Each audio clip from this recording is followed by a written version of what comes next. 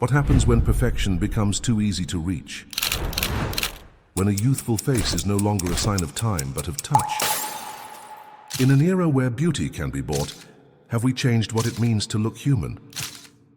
Or are we simply redefining the rules of aging, one procedure at a time?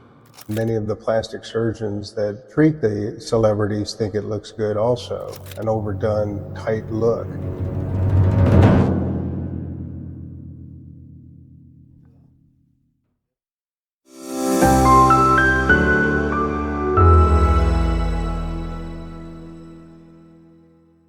Welcome to our next installment of Under the Microphone, where today we are going to be delving deep into all things controversial with regard to face and neck lifts with Dr. Schusterman.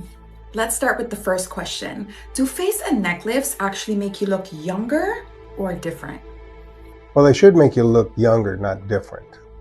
We try to obtain a natural look that gives you a more refreshed look to your face. And do patients typically look like their former selves after a facelift? They should. They should look like a younger version of themselves after a facelift.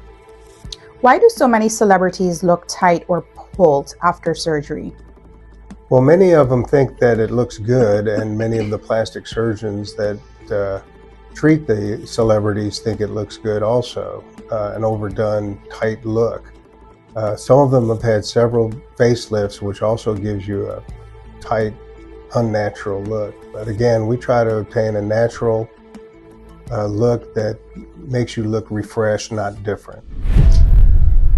Simon Cowell, renowned for his candid critiques on talent shows, has been a prominent figure in the entertainment industry for decades. Over the years, his appearance has evolved, drawing public attention and speculation.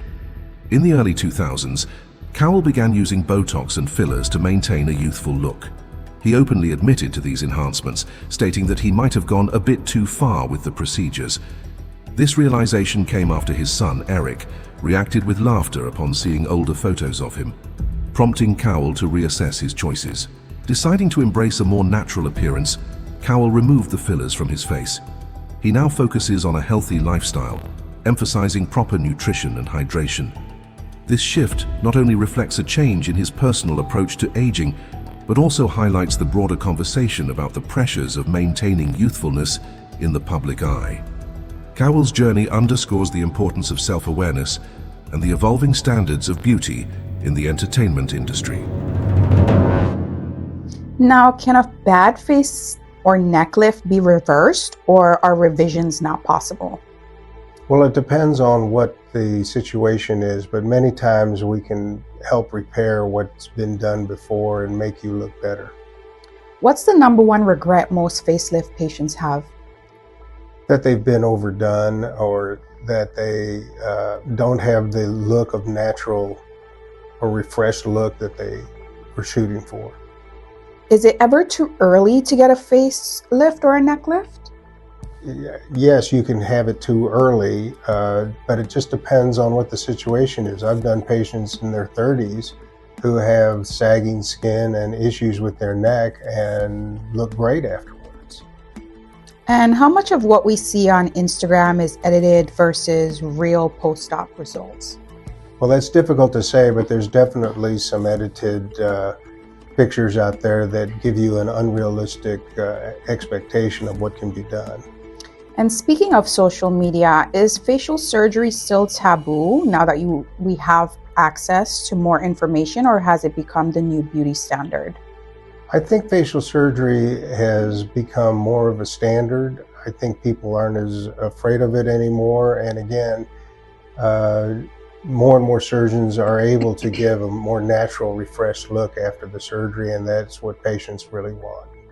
And can fillers really replace a facelift, or is that just a marketing hype online?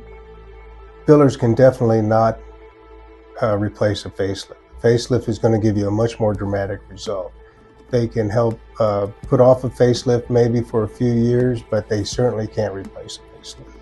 Now, is a neck lift typically harder to do than a facelift? I wouldn't say it's harder to do, but doing the full face makes it easier to do the neck right. When we do a neck lift, we're doing it through some small incisions that make access to the neck a little more difficult. And to get it as tight as we want, or get it as good as we want, sometimes it requires a little bit longer incision than what most neck lift patients are willing to have. So when a patient comes in complaining of their neck, I usually ask them or suggest to them that they have a full facelift, because I think it looks better. You don't want your neck to look good and then the rest of your face look untreated. So, Of course. Now, how long does a facelift actually last, and do some not last at all?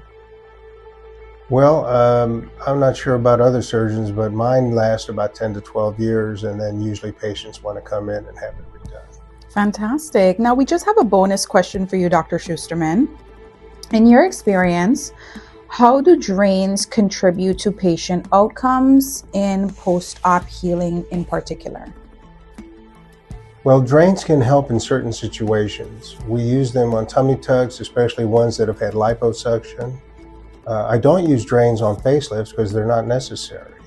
And I think that's a big bonus to patients. They're often pleasantly surprised when they hear they don't have a drain in a facelift. But drains can be useful in certain situations to prevent fluid buildup, but they don't prevent bleeding. The only way to prevent bleeding is to do good surgery, and that's what we provide here. Fantastic. Thank you so much, Dr. Schusterman. You're welcome. Thank you so much for tuning in to this week's episode of Under the Microphone with Avana Plastic Surgery.